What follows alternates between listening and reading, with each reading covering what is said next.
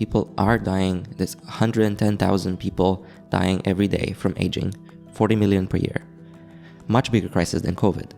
I don't know why we're not screaming like, holy shit, this is a crisis. Alzheimer's, diabetes, heart disease, cancer, and so on are each bigger issues than COVID. Why are we not, as a society saying, holy shit, like, let's remove the red tape and do this faster? And I understand society is not going to do that, but how about some of us live together and create an environment where that's possible?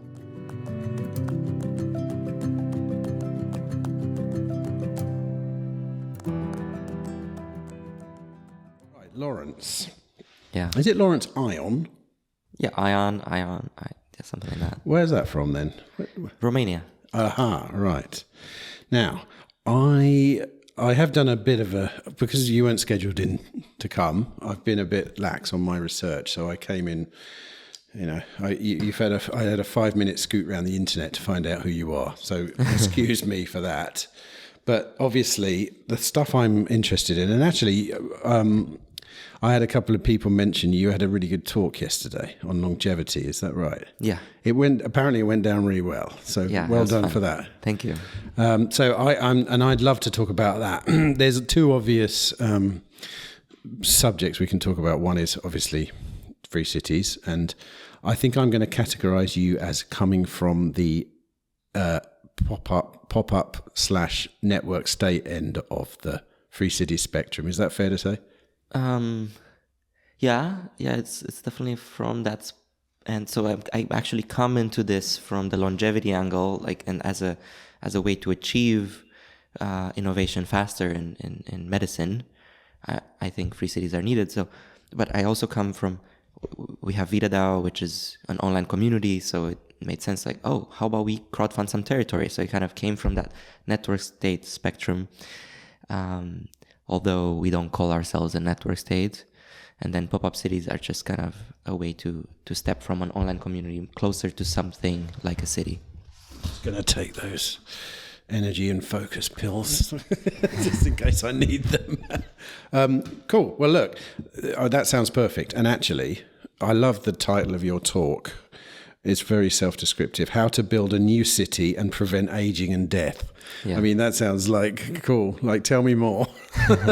Obviously, the connection here is the fact that the kind of research that longevity technologists are doing is quite contentious, maybe not even contentious. It's just very heavily regulated, I would imagine. And the beauty of the free city model is you get to basically allow individuals to become part of this thing if they so please. And I think that's the crux of it, right? Yeah. When you're testing out these new technologies, part of the problem is your average government around the world won't allow an individual to make their own decision to actually become part of that thing. Is that the main thing? Yeah. We have a paternalistic, monopolistic model for regulations where you're not free to choose what you do with your own body, right? Especially when it comes to medical regulation, it's just bananas. It takes decades and billions of dollars for each new drug. But we've seen that it can be done much faster. Before 1962, the FDA had a 6 months deadline to approve a new drug. We had a lot of innovation before they were requiring these efficacy trials. Safety is very important, of course. You want to ensure that harm is not being done. But you also, who is best to make the choice? The bureaucrats or the patients? Right? If they have a few months to live, does it make sense to wait decades for a new drug, right? And aging is a terminal disease. We all have it. Hello.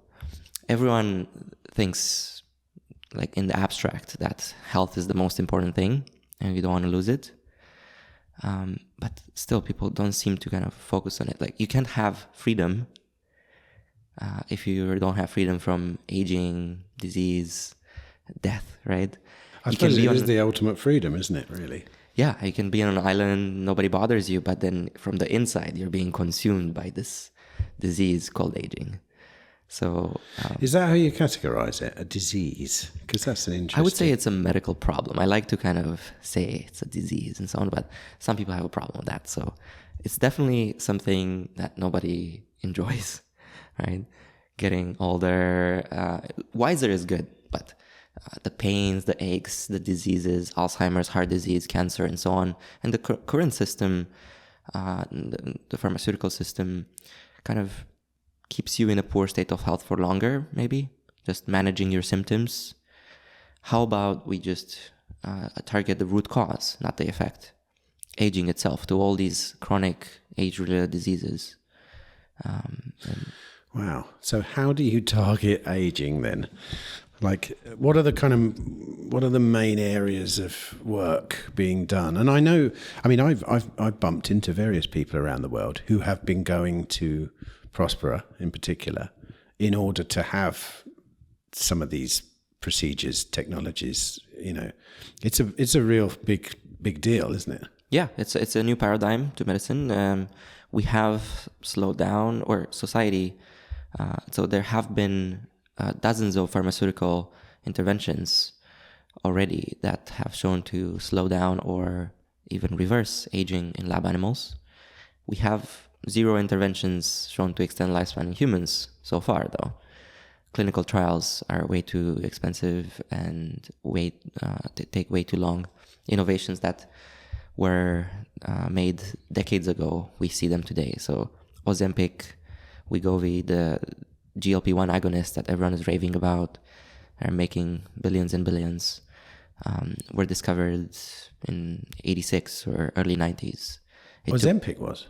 These GLP-1 agonists, yeah. And they turn out to decrease cardiovascular risk by 20%. That means millions of people per year would be saved. So by delaying it decades, that means tens of millions of lives that are lost. People don't see this, the invisible graveyard. If you approve a drug fast and there's some issue, headlines, right? Dozens of people were harmed or something. But nobody writes headlines about the millions that are dying, waiting for medicine that would have saved their life or decreased their suffering. And the revealed preference is that people want to extend their life. Unfortunately, they do it at the last moment in a hospital bed. 1.5 trillion is spent on extending elderly, or on the elderly, right? Why would you expend that part of life? And it's also not really much. How about we spend a fraction of that on preventing aging, and then those people can now contribute to the economy, right? Instead of spending about 15% of GDP, you earn all that back in growth. And because people, of course, compound their knowledge, their wisdom, they can contribute to the economy. So it can be abundance in the economy, right? You can have growth at tens of percentage points per year if you just solve this issue. Otherwise, the alternative is the silver tsunami that I think is going to break society. We have more people over 65 than people under 5 already. It's just unsustainable inverted pyramid that is going to collapse. The pension system is already not working out. And that model just will be replaced with something that is actually beneficial. Okay. I've got a couple of questions then. Firstly, tell me about Ozempic. I don't really know a huge amount about it. Are you a fan, I take it? I think it's great that it's happening. It's also one of the first things that it's more about enhancement as well. Like people want to lose weight, and we have the power now, right? It's not just about our motivation, which is kind of hard to eat less or eat healthier or so on. You can't expect the majority of people to do that. Now those people are more powerful because they can take this drug, Ozempic and others, the GLP-1 agonists that help us lose weight, improve diabetes and cardiovascular risk apparently, and so many other things That's the thing about Ozempic though. I've seen probably in equal numbers people saying it's a terrible thing and people saying it's a great thing, and saying that not just on the front of losing weight, but like you say, I saw some videos on social media the other day about people raving about it's changed their lives. Nothing to do with losing weight. It's just other stuff. And I'm very very cautious of the pharmaceutical industry. I'd say they're probably one of the least trustworthy industries on the planet almost. It's a horrendous place to find real information because obviously there's the kind of profit incentive with health, which is a really dangerous combination. I don't know how you fix it necessarily, but it's obviously a dangerous. So do you on paper, do you think Ozempic is a net benefit? Like, who's right here? Is it bad for you? Is it good for you? Is it? I think it's amazing for society that we have this, and of course we need to improve it. The side effect profile can be improved a lot. Again, this is very old technology. We have way better things in development. There's some things we've invested in with VitaDAO, which I can say it's a online community that funds early stage aging research and then takes it from that early stage academic kind of stage to a point where it can be spun out into longevity biotech companies that can be funded by the traditional VCs. It can be out licensed to pharma and so on. But turns out one of our projects was ready for clinical trials, and so I kind of thought how many decades it's going to take and how many billions it's going to take to put this into humans on average for every one new therapy like that. And it's faster to just create a new city and move at warp speed. We've done it for COVID as well, right? We've had warp speed, Operation Warp Speed, and of course there are many issues with how COVID was handled by governments, the coercive nature and so on, but we just show that actually if there's a will, there's a way. You can remove the red tape and move much faster. And when it comes to our approach of decentralized science, it would be great to have this vertical integration where we don't need to go to the traditional VC and pharma model, and we can, as a community, self-experiment, live together, have our own laws and regulations, and see if these therapies work or not in a much better model. It can be way cheaper, right? Because actually people are willing to pay for this. The obvious criticism of things like that, and I know I've heard this levied at Prospera, is that, oh my God, you can't let people run wild with things like this. You know, you're going to end up with Frankenstein technology and stuff and blah, blah. I understand the fear, but obviously from my perspective, the important aspect of what Prospera is doing is all they're doing is giving people the permission to actually come and try out these things more so than they're giving a company permission to create whatever it wants, because it can't, right? According to the rules of Prospera anyway. Yeah, they do have a requirement, and then not just Prospera. So with this special jurisdiction model, free-seated model, you can create any kind of regulatory framework you want to try it out, right? And see what works. Maybe the world can incorporate what's best. I like this idea of a common law base where there's a regulatory pressure in a way to not do bad things, right? Because a judge can punish you, but that's retrospective. And then you require regulatory insurance to prevent harm from being done. So prospective mechanism where insurance companies will only insure you for liability if you follow certain steps and checkboxes, right? Similar to the FDA checkboxes.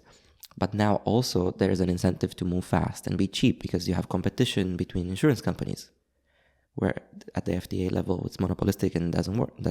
That's not the case. So they make it more bureaucratic, more expensive, and that's how we ended up in the system, which I equate to a speed limit of 4 miles an hour on our roads. And any kind of proposal to increase the speed limit is like, what do you mean? Do you want people to die? Right? I mean, people die anyway because they can't get to the hospital, or you can't get food into cities if you have the speed limit at 4 miles an hour. So the same here. People are dying. There's 110,000 people dying every day from aging, 40 million per year. Much bigger crisis than COVID. I don't know why we're not screaming like, holy shit, this is a crisis. Alzheimer's, diabetes, heart disease, cancer, and so on are each bigger issues than COVID. why are we not, as a society saying, holy shit, like, let's remove the red tape and do this faster? And I understand society is not going to do that, but how about some of us live together and create an environment where that's possible? When you spoke earlier about the elderly, what did you call it? The silver wave? A silver tsunami. Silver tsunami, that's it. What I don't understand about that concept is, if you increase the longevity of everyone, aren't you just prolonging the silver tsunami? I mean, or pushing it to the margin somewhat? The goal is that everyone is in peak health for as long as possible. Because isn't it sort of, well, I mean, you're probably going to say it isn't, but I would have thought that the final stages of life are often the same for everyone. It's quite rare for someone just to die in their sleep, for example, isn't it? Very rare. I think people think that the end Everyone of life... wishes that. Well, I don't even wish that. I don't think they even think about it. I only know because my wife used to be a nurse for a while, and she was the one that pointed it out to me. She said most people die in absolute terrible conditions. Yes. And I thought, they don't want to die. Yes. They all say, like, I want to live longer.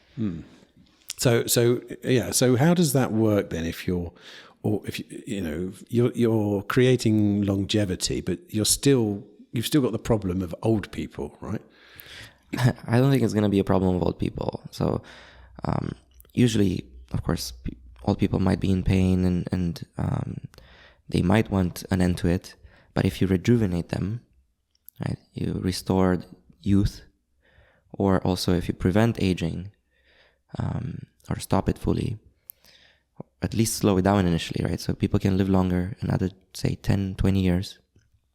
In that time, we have more innovation. They get another 5 years or so. In that time, more innovation and so on. And ideally, every year, there's another extra year of healthy lifespan added, right? Before the period where you're in a hospital bed and frail and not enjoying your life. So if you just keep aging at bay and eventually actually reverse aging enough to have people in peak health, even with, then we can talk about enhancement and having greater cognitive abilities, focus, memory, IQ, more strength, and then who knows what, right?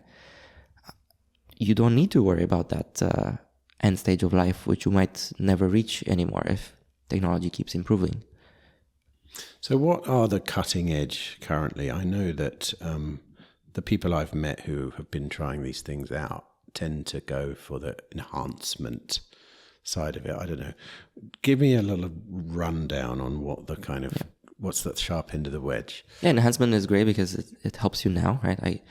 If I eat healthier, sleep better, exercise, and so on, I feel great today, and I'm more productive towards my focus, which is advancing the science.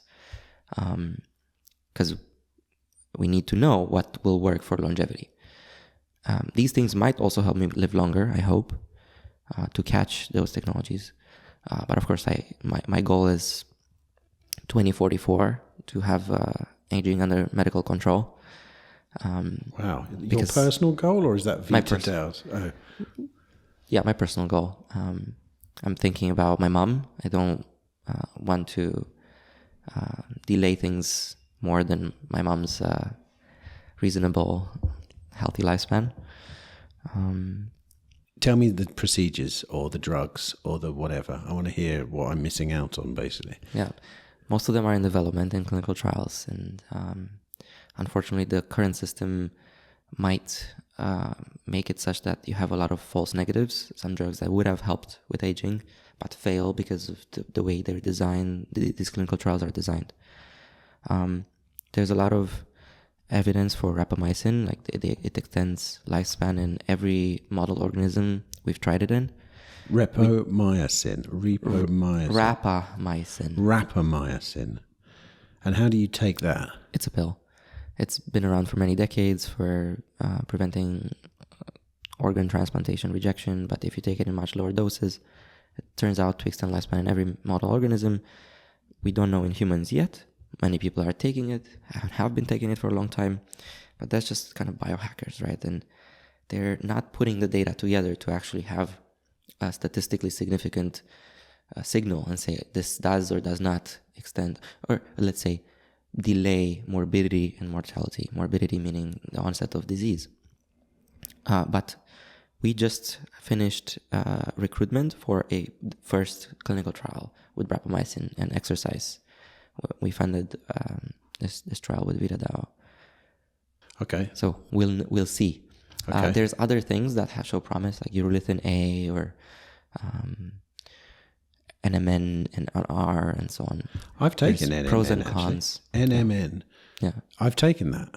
I saw a when did I do this? This was about 3 years ago. I think I did it for cognitive ability, and I noticed. I mean, I just bought some pills off Amazon. Yeah, literally. It's a supplement. Yeah. Yeah, and I saw a benefit. Yeah. The only reason I stopped is because I tried something else, and then I just forgot. I used all the pills up. I tried. What was the other one I went to? The one that gives you really hot flushes. Like it's vitamin B. Maybe metformin or no, but metformin was another. Or metformin was another one that was talked about a lot. Yeah, we need to. But so I'm all for trying these out and especially coordinating as a community to put the data together and have a decentralized clinical trial. Much cheaper, right? Because people are buying these anyway. Might as well contribute the data and see a signal. Of course, you do need placebo control, so you need some coordination, and people don't really want to take the placebo, but you have to if you want to actually. Yeah, you get maybe cheaper or like for almost free the pills otherwise. But we're not going to get too far with these. Maybe it helps you feel better, be more productive and so on. What we really need, though, is really advanced biotechnologies like gene therapies, which can not only... So with small molecules, you're kind of throwing a wrench into this Rube Goldberg machine that is metabolism. And maybe you're helping it in some ways, but sometimes you have side effects, right? Some other thing breaks. Or it's just very unpredictable. It's very complex. We don't understand it, and I'm not going to hold my breath for us to understand metabolism. With gene therapies, though, it's much cleaner. You can actually tell your cells basically instructions to do something, and it's not a small molecule. It's exactly the proteins you want. So even for cancer, for example, there is CAR-T, where you basically engineer cells with an extra surface protein that binds to the specific cancer you might have. Usually you take out the cells and modify them, and it's a complex and very expensive procedure. But with gene therapy, you can just inject yourself with some vector, like a virus that's inactivated and has those genes, DNA, mRNA, whatever, or lipid nanoparticles like the COVID vaccines. And those immune cells are transfected, and they create that protein that then goes after the cancer cells. You can also send them after your plaque on your arteries, right? If you have atherosclerosis, or the plaque in your brain if you have Alzheimer's, and so on. A lot of things you can do with gene therapies. You're literally manipulating your biology. It's way more powerful. So that's the cutting edge, is it? Gene therapy. Yeah. And are there people currently in clinical trials in free cities for gene therapy? Yes. So Minicircle has a follistatin gene therapy coming up. I think Clotho gene therapy. You don't have efficacy trials yet. So follistatin and Clotho both show about 30% lifespan extension in mice. In mice, right? Okay. Yeah, and I don't know. I'd say that's probably a good thing. Yeah, it's what we have. We'll see in humans. They don't have efficacy trials yet done. How do you? But the safety trial. How do you test something that increases your lifespan? Though, I mean, how do you get data for that? So you can have some biomarkers like biological age, methylation clocks, for example, which look at the changes in your DNA on top of your DNA and like methylation patterns, and estimate the age of your cells. But you have to watch over a long period of time, right? Not necessarily. You can see a signal sometimes within a few months or something like that. It depends on how big a signal also you get. If you get 2 years younger in your biological age, that's pretty close to the error margin. But if you get 10, 15 years, Anyway, you can also see it, right? Like aging can be seen on someone's face. We don't have that yet, of course. We haven't seen anyone get really rejuvenated, but you can maybe see it in other ways with MRIs in your organs and so on. Although what is best, of course, is to look at the delay in morbidity and mortality. If you have a bunch of 70-year-olds, a lot of them, within 6 months even, but let's say a year or two to be sure, you can see a difference in the curves, mortality and morbidity curves. Like if a 70-year-old doesn't have a huge life expectancy, within 2 years, a lot of them die. Within 6 months or 18 months, a lot of them get some age-related disease. 80% of people over 65 have at least 2 age-related diseases, by the way. Really? Yeah. Over 65? Yeah. Jesus, I'm 52. Wasn't it? Give me an example. What are 2 age-related diseases that you probably don't notice that much? Well, one is sarcopenia, muscle loss, frailty. Okay. That's a disease, is it? Yeah. See, I need to frame probably all my concepts. Yeah. Because you refer to things like age as a... I've obviously just raised my hands up and surrendered to the fact that I'm getting older. And like, for example, I'm getting fatter. No matter what I do, I can't not get fatter. It's bizarre, you know. I should take Ozempic. You should try some. Yeah. So I would say do not go gently into that good night. What, rage against the light. No, I mean, don't just accept aging. No, fight, rage, Dylan. It does bug me. You know, I mean, even in, looking at myself on video on this podcast, I'm like, Jesus Christ, you look terrible. And it's a fattening around here. I've had periods in my life where I've been lithe and powerful. You look wise. I look wise. Yes, good, and kind. Okay, good. I'm glad about that, but I also want to look good because you feel good when you look good, and whatever anyone says about, in particular, weight, it's true that when you're thin, you feel amazing. That's been my experience, having been someone whose weight fluctuates. My wife's just permanently thin. I don't know why. Even when she was pregnant, she was permanently thin, She doesn't understand that actually, it's an amazing feeling being thin if you're someone that doesn't necessarily naturally. Obviously, I live a more sedentary life now, but not that much. I'm as active as I was 10 years ago. Walking a lot. Where we live, I live on a farm. I'm outside working every weekend. Always once a day I'm doing at least a kilometre of walking. And yet I'm still, and I don't even eat a lot. That's the thing. As you age, you build up this insulin resistance, and your body has to secrete a lot more insulin, and that stores the energy in your fat cells. So it's a losing game. That's where some drugs like metformin and so on people have shown interest in them because they modulate there. So without giving me any medical advice, is metformin something I should have a look at? Because I remember that word. I think I listened to a podcast about it. I'm pretty sure someone was on Joe Rogan's podcast talking about metformin a while ago. Yeah, I think you could take a look. I think it's mostly a distraction though. Rapamycin has a lot stronger data. Rapamycin.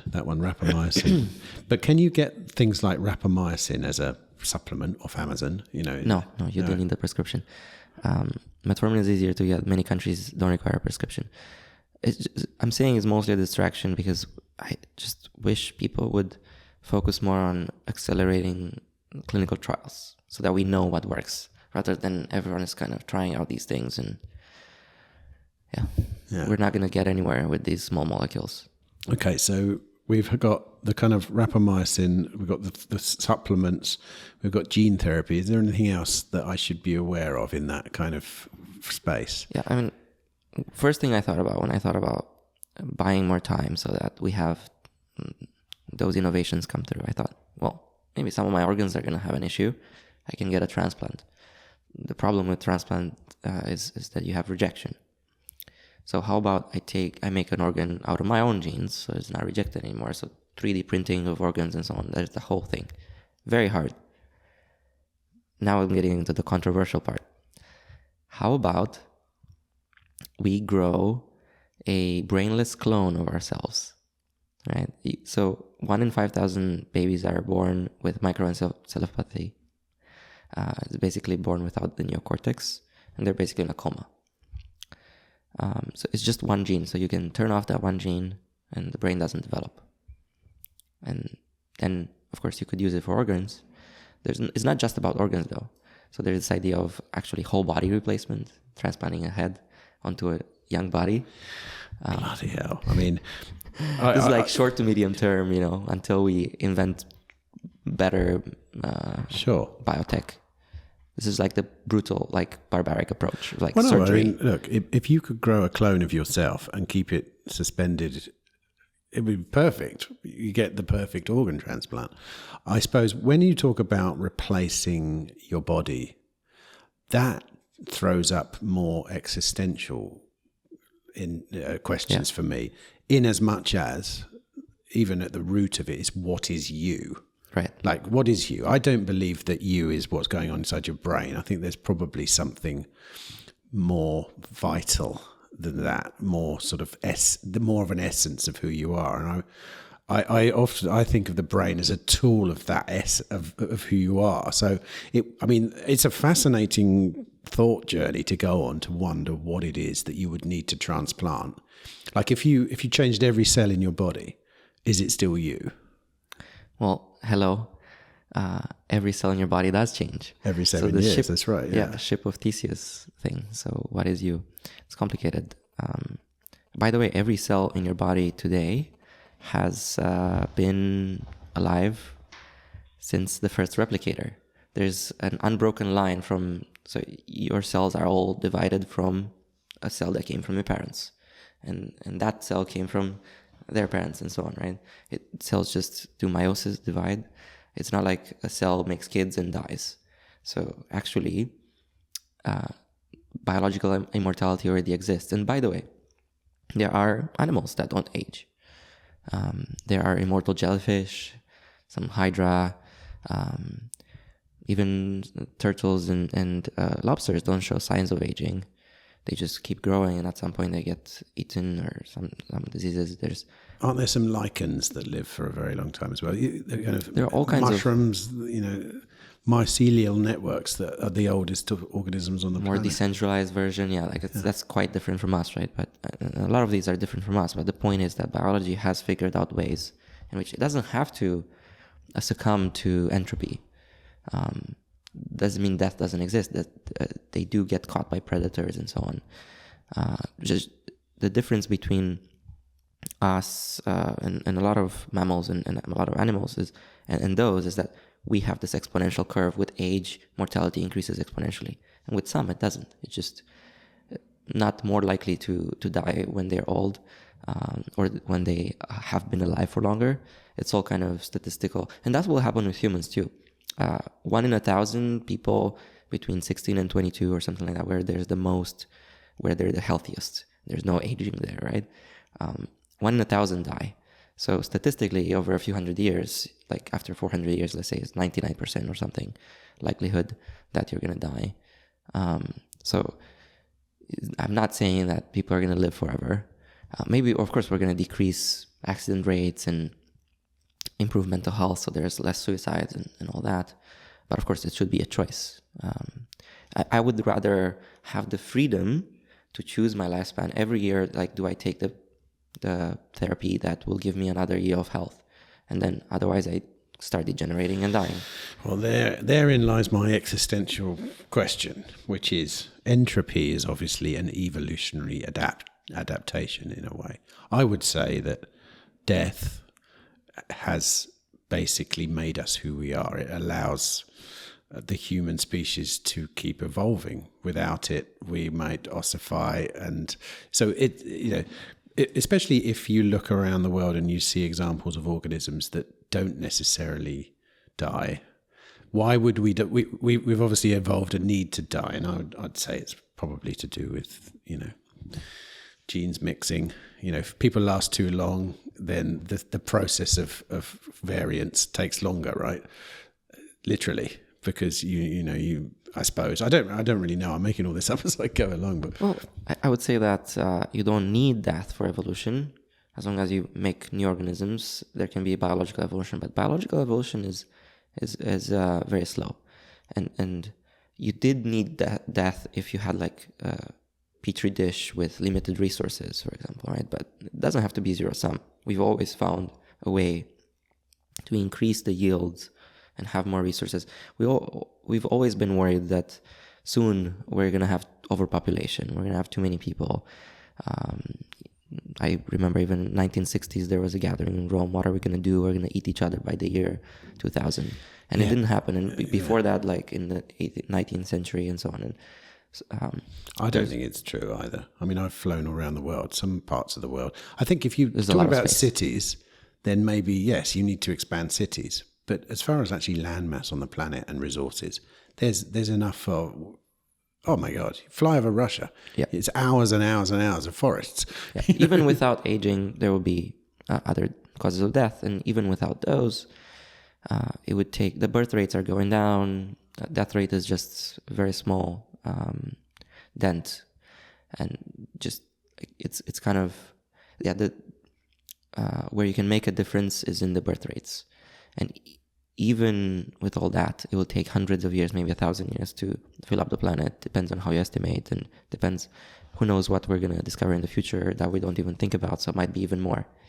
And of course, I do think we're gonna start exploring the universe and expand. I want to see.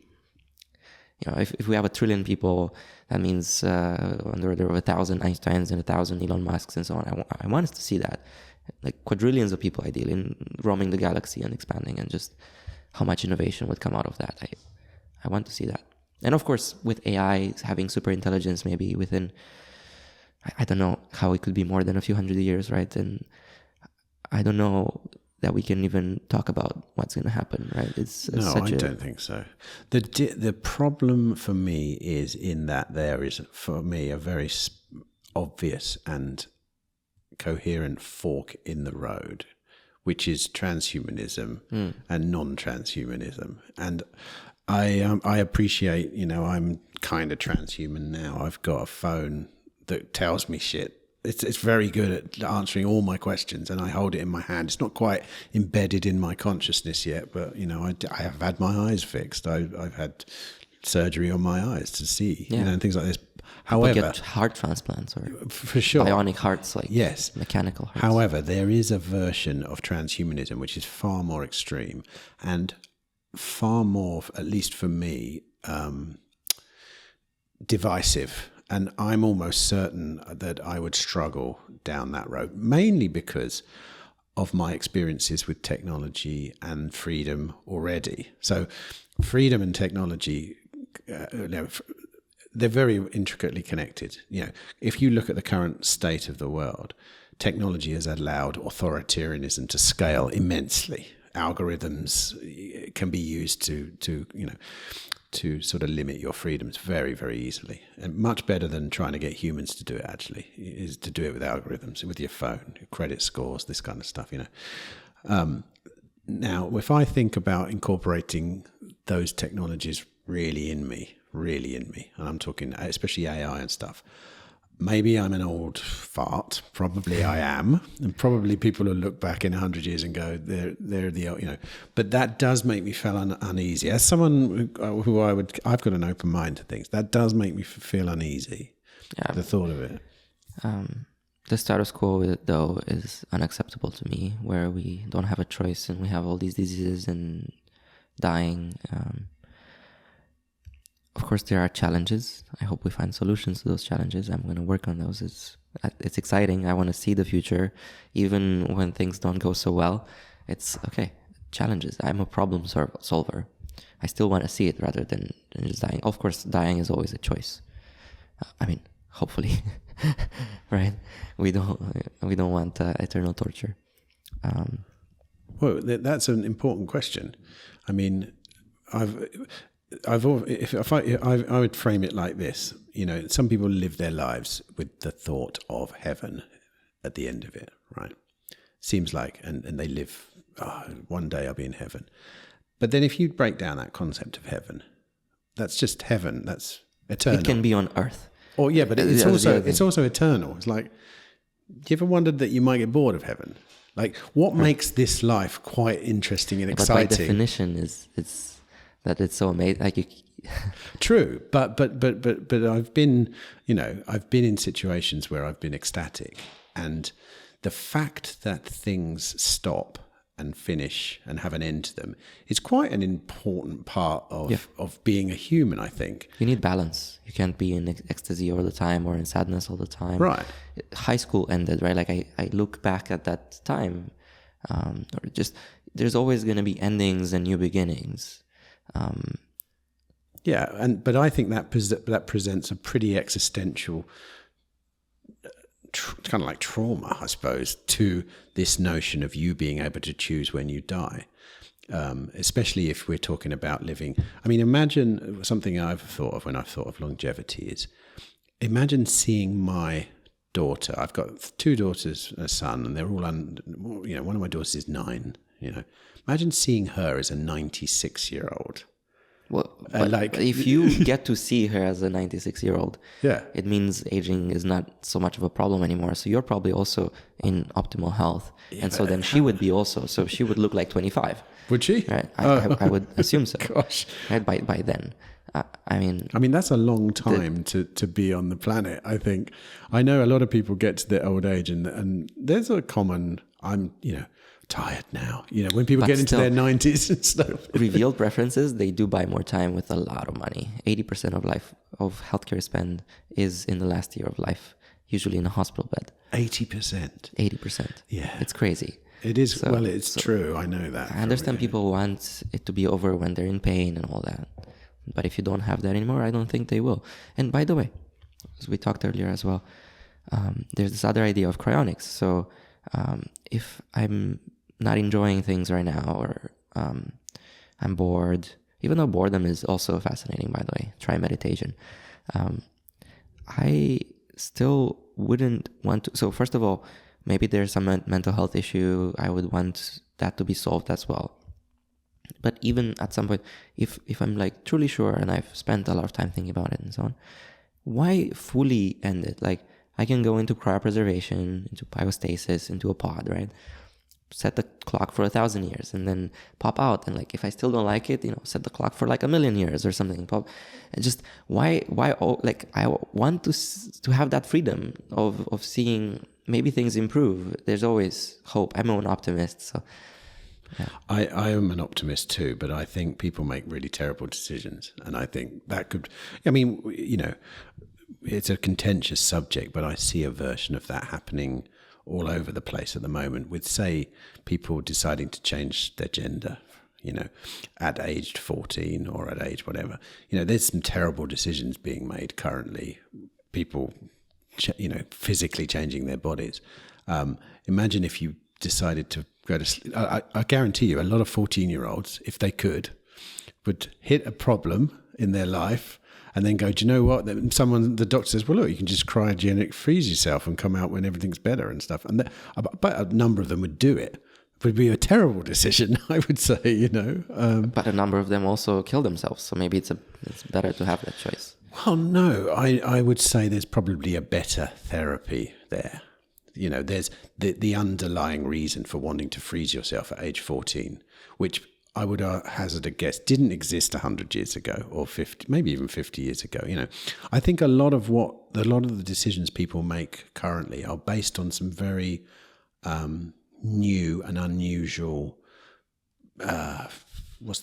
concepts maybe, or things that really are. We live in this age of things transforming very, very quickly.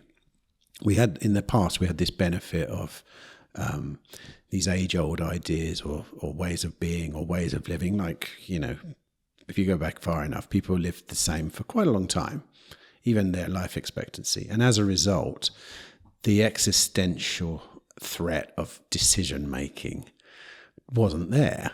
There was no sitting down one day and going, shall I die today? Or shall I live today? There was always, I just want to live.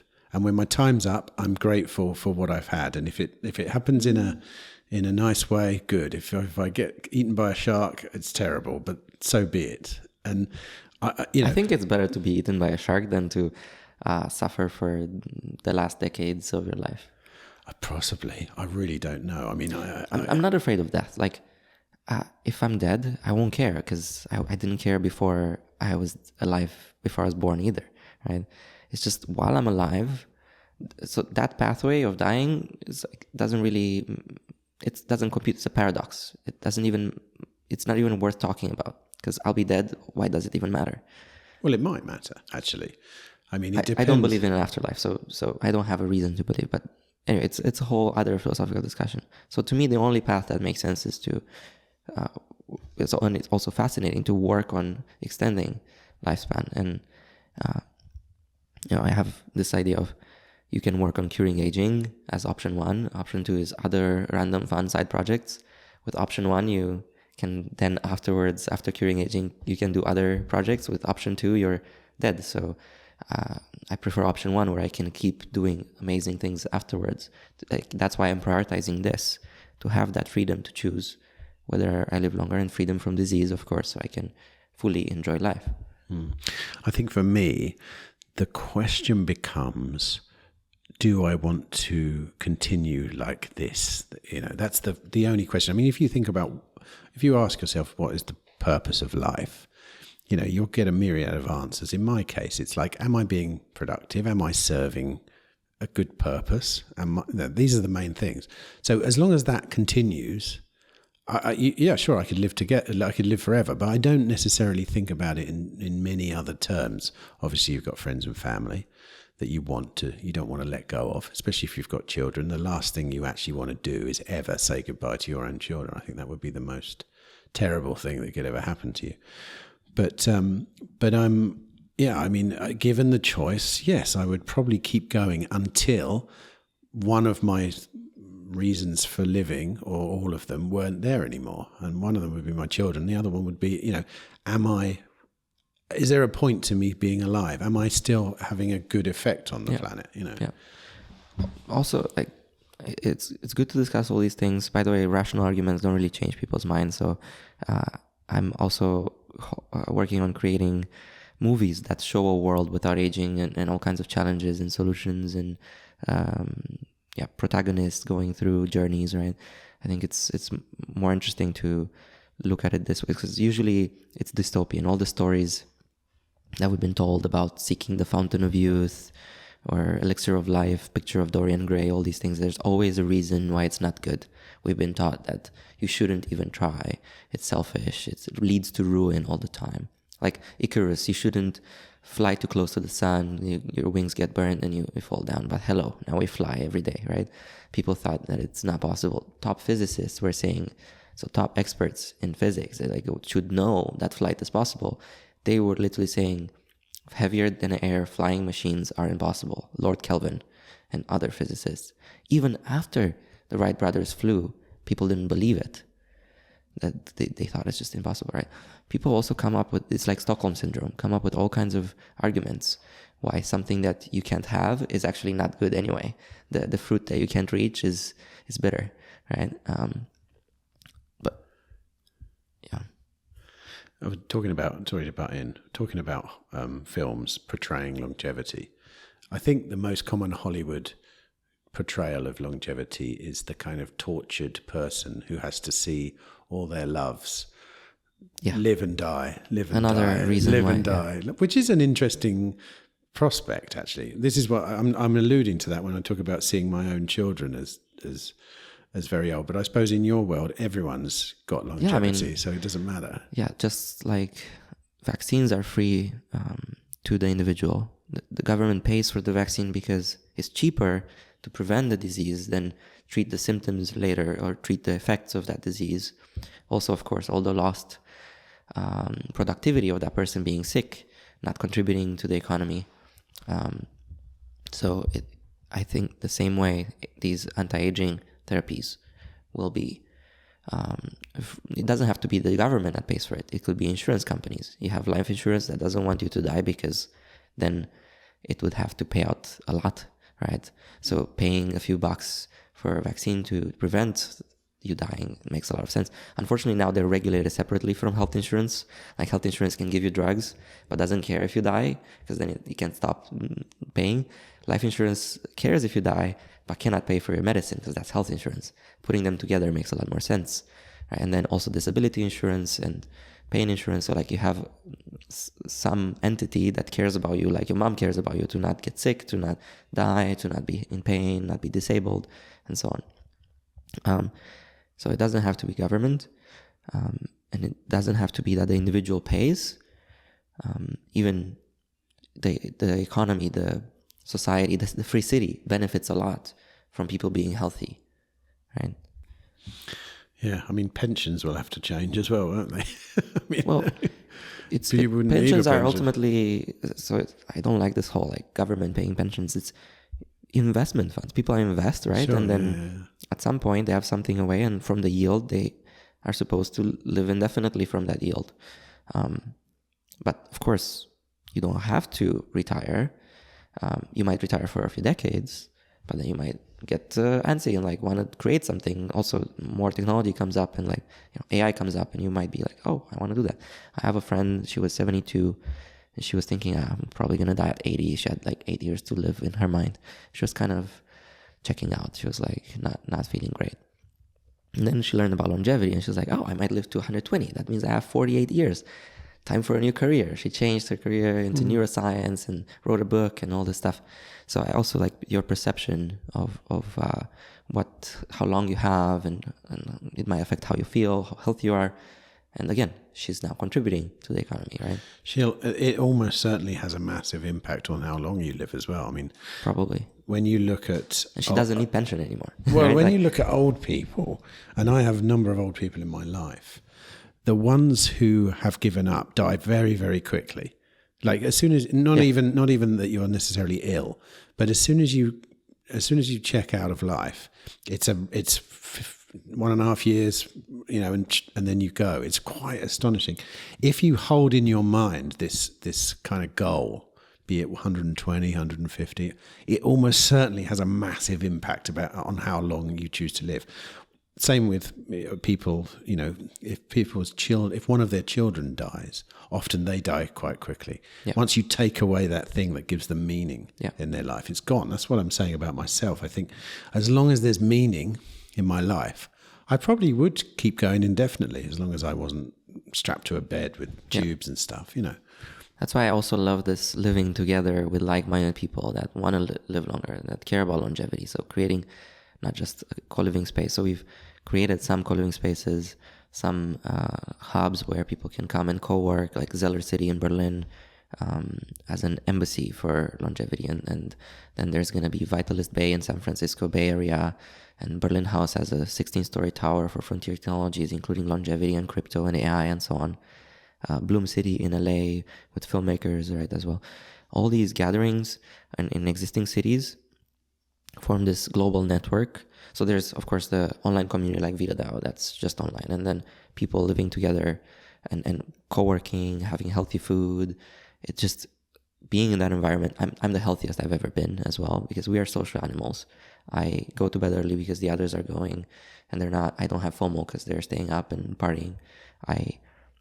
If there's junk food around and I'm busy, of course I'm going to eat that. But if there's only healthy food available, I'm going to eat healthy food, and so on.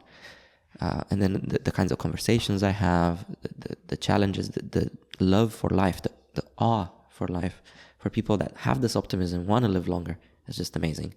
And then, of course, we're gathering this global network. And then when we have a new special jurisdiction, we can create that free city, right? And some of these people can move there after experiencing it. Like you can have residencies in your city for 2 or 3 months. And if you like it, you go to the next level, to the frontier, the New West, where it's a city where you can actually also innovate faster because you have that special regulatory environment. Yeah, I mean, like I say, I went to Zuzalu, the Montenegro one, and it was an eye-opener for me.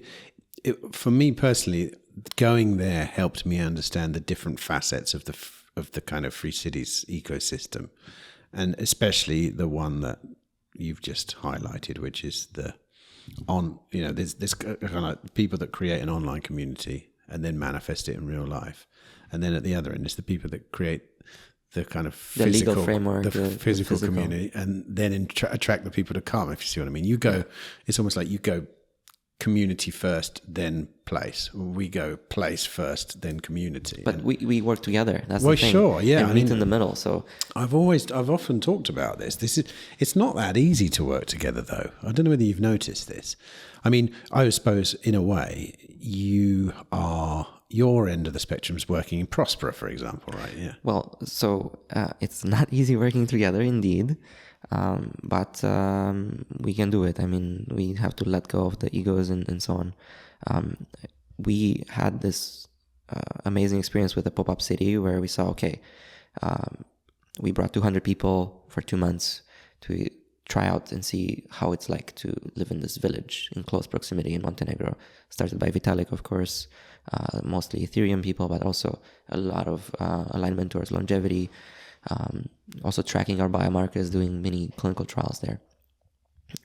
Only supplements and things that are available, nothing new. So then going to Prospera was like the next level, right? We have a jurisdiction. We can actually, during Vitalia, there was a company called Unlimited Bio that started and doing a new gene therapy called VEGF. I didn't even mention that. And there's many companies doing all kinds of amazing things, cure for cavities and all kinds of things. And then, of course, there are challenges.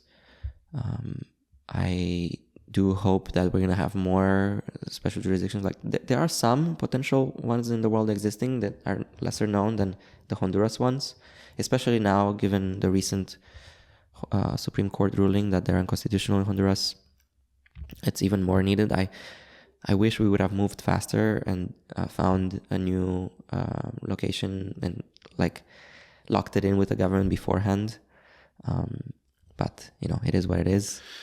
Did you, by any chance, at this conference meet Joe Quirk? Did you speak to him? I met him actually 2 years ago at this conference. Right, because he would say that your most, especially in the long term, your most perfect way to run your businesses would be offshore on a floating city.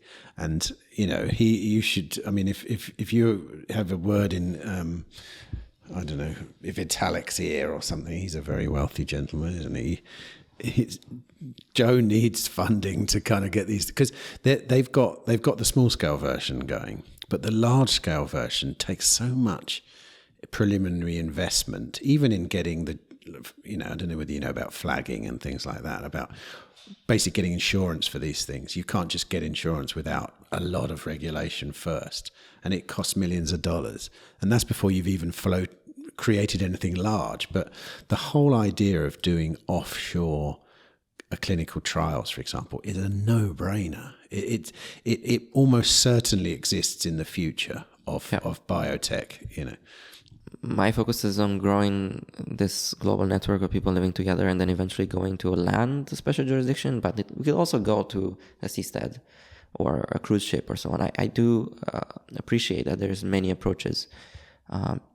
I don't know why, but people don't seem to want to live on the sea. They kind of seem to want to live on land. And there's also, of course, a lot of challenges with that in terms of you need the flag of a country, and if someone doesn't like what you're doing, there's challenges everywhere, in everywhere. So we just need to try all of them. Yeah, I know. It's just, I think, when I'm just in analysing them, because a good example being Prospera right now, you're facing the potential of research being halted simply because you're in a physical jurisdiction. That's the only reason why things are grinding to a halt in Honduras. To be clear, I'm not working with Prospera anymore, but okay, but say that's why I'm looking for new locations. But also that same risk is going to be in a seastead too. Well, except they can move. That's the thing.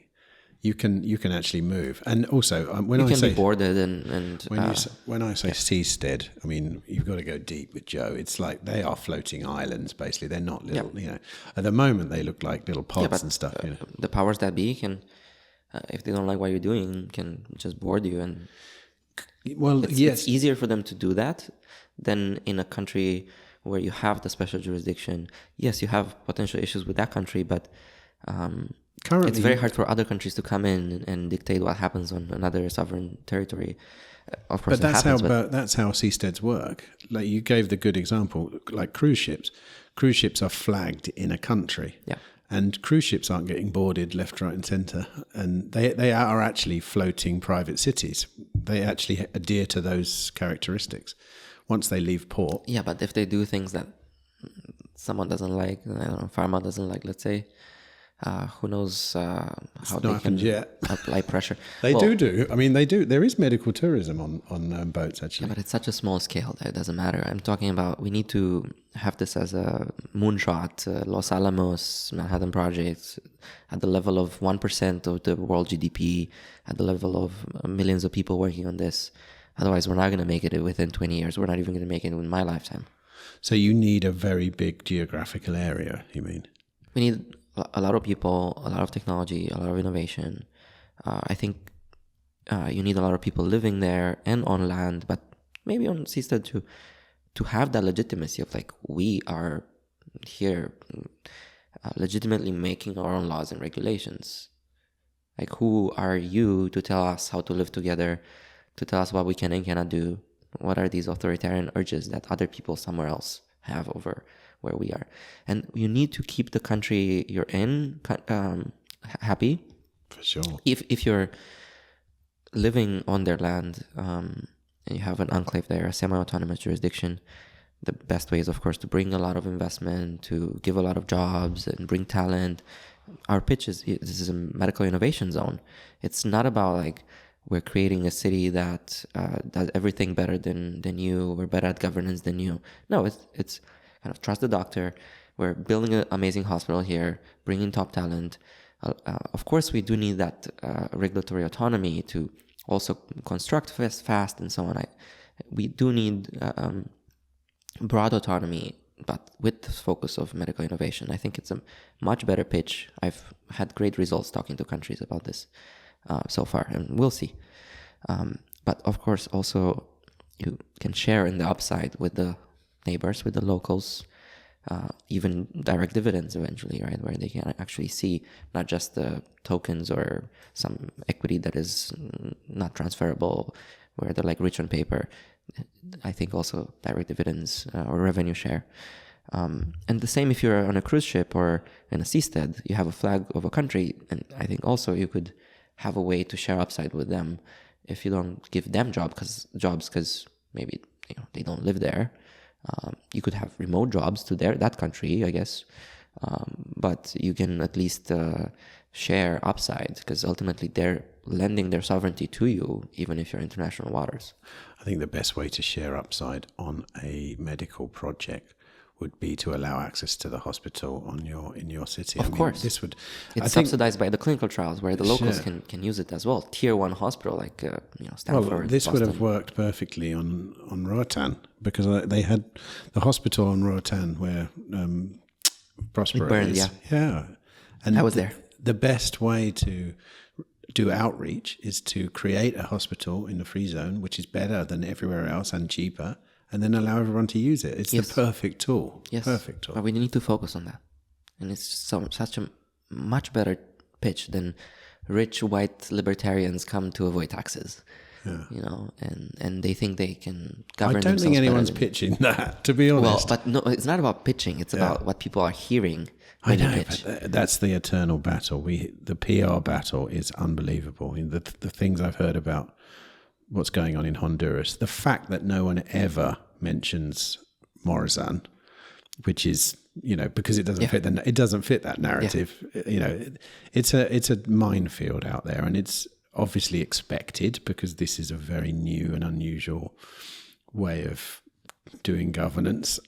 But and it also does, unfortunately, whatever you say, and even I suppose less so in the way you're suggesting, but it does threaten the competitiveness. It basically challenges the government to become more competitive, and they hate that. Their first response will always be do you know what? We're not going to try harder. I'm just going to tell you what to do. I'm just going to stop you. I'm going to legislate you. I'm going to regulate you, And that's an unfortunate characteristic of governments. But when you're small, they don't really care, right? You're quite free to go to Bahamas, many jurisdictions where you can do the same clinical trials that you can do in these free cities. But as you grow, there's more money involved. They come like the mafia to sort of, hey, maybe not ask for bribes or so on, right? But they add regulation, and my problem is not that it costs billions. It's unfortunate and it hinders innovation a lot. But my biggest problem is with the time. Like, I would rather pay the billions and just do things fast rather than pay the billions and have to wait decades. You're desperate to stay alive forever, aren't you? I love life. I don't want to not be free from disease. I have a history with frailty. Like I have all these joint pains. I have a rare disease. I spent a lot of time in hospitals. I know what it's like. I've had many surgeries across my childhood, and even a recent 2 surgeries. So people don't really think about how it's going to be when they get older. And when they get older, they're already like, well, I mean, you have to accept it, right? Like, you're going to die, so you might as well make peace with it. You're in pain, you're not having fun, you don't have hope that there's going to be anything to save you. But it's too late. We need now to do something so that a few decades from now when you need it, these technologies will be there. Don't assume you will want to stop living.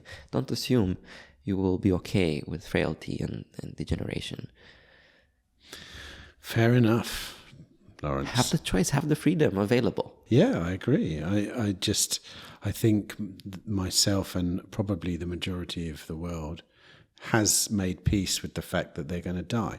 Stockholm syndrome. The question, yeah, it's one way of looking at it. You're right, but the question is, how much does it matter? I mean, I'm not on my deathbed yet. I do know that the most terrible thing I can think of is losing my children. Is leaving my children, actually, not losing my children, leaving my children. And that's death is the ultimate leaving. So, but that may change as they grow and become their own humans. I don't know. I don't know how I feel. There will be endings to, these periods, like their childhood. There will be endings to, who knows? Maybe they travel to the stars and you won't see them for decades or centuries. So maybe we'll lose touch with that feeling of melancholy. I saw a great video on Instagram or something the other day, which was someone pointing out that everything has a last time. Yeah. And when you watch it, you realize that, and those feelings are important feelings. The last time you tuck your children in, there is a last time, I used to think of it with girlfriends when I was younger, there was always a last time when you would kiss them or we were intimate with them, and then it was never again, forever, which is a funny thing to think about, but those feelings are part of the human experience as well. And maybe this longevity stuff might just, evolve away a lot of the kind of yearnings that we have. I mean, there will be a last time for many things. Like there was a last time for, college, or last time for this building that was destroyed, or eventually the sun is going to grow and there will be a last time that Earth is here, right? I suppose it's an optimistic technology, isn't it? It allows you to think to the future, which must be a good thing. I'm into low time preference. I'm into thinking long term. Yeah. Also, when a free city has a focus like this, where these technologies that we can export to the world can, of course, be given to billions and that's trillions of dollars per each therapy, maybe even more. That's something you export, and you don't need taxes anymore, right? Because you're actually building something of value, and even if they're not ready, you can sell the upside in those future profits and use that money to build public goods. For sure. You don't need to convince me that governments don't produce anything.